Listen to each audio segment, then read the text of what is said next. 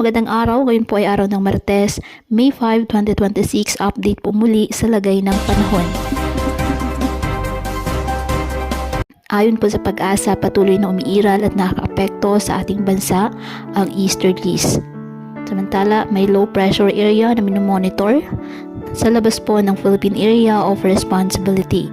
Mataas po ang posibilidad ng binabantayang low pressure area 93W na maging ganap na bagyo sa loob ng susunod na 24 oras habang patuloy itong magiging mas organisado sa karagatang Pasipiko. Inaasahan itong kikilos pa kanluran bago lumihis pa kanlurang hilagang kanluran sa mga susunod na araw.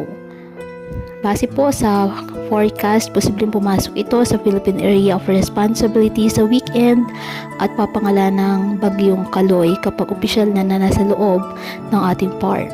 Gayon pa man, habang kumikilos ito sa bahagi ng Philippine Sea, pinapakita rin po silang models na maaari itong humina at tuluyang malusaw habang nasa karagatan.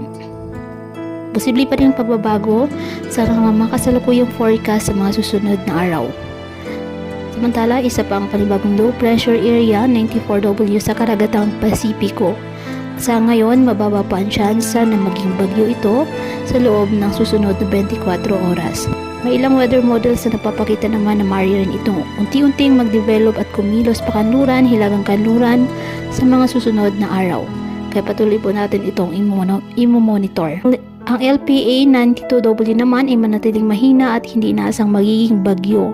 Inaasan itong patuloy na kikilos, pakanluran at papasok sa PAR, kung saan magdala ito ng maulap na kalangitan at mga pag-ulan, lalo na po dyan sa Mindanao at Visayas, lalo sa silang bahagi ng mga rehiyong ito.